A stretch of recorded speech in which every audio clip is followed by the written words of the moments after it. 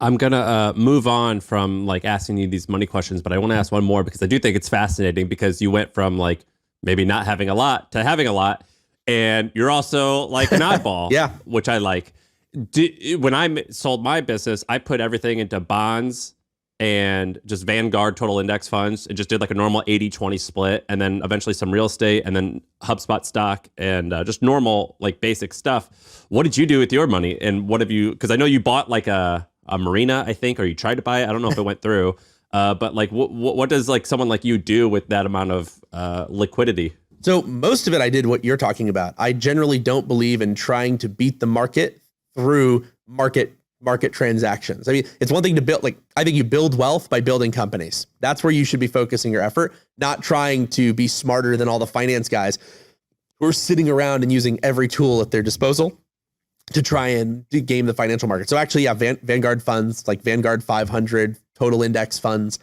My grandpa taught me a lot about investing and about how you shouldn't try to beat the market. Probably my investment philosophy is informed mostly by John Bogle's Little Black Book on Investing, where he's like, look, keep your fees low, keep your costs low, and just go with the market. And if the market goes so poorly that I become poor, then the United States has bigger problems than the market.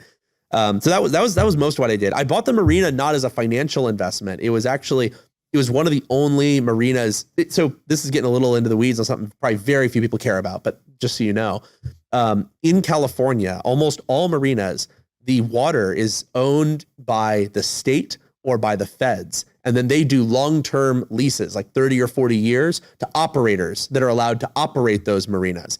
And they might own, let's say, the parking lot, the operator, but they do not own the water. They do not own the docks. It's just a long-term lease, and they redo that over. There's only a small handful of marinas in the entire state of California where the underlying land under the water and the water itself is deeded to a private title. And the marina that I bought was one of those. And without getting into my whole seasteading delusion, I think that you're going to end up needing, if you want to have transport ferries that are operating from land out to international waters, you do not want to be in a position where the place you're doing that from is totally dependent on state government bureaucrats choosing to renew your lease on a particular marina. So that was actually a purchase it'll pay off someday.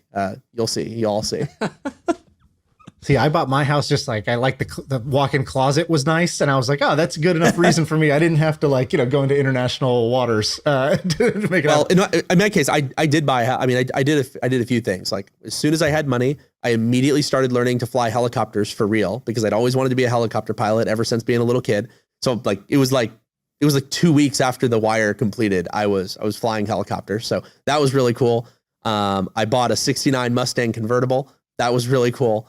And I bought a first generation Tesla Model S. That was cool.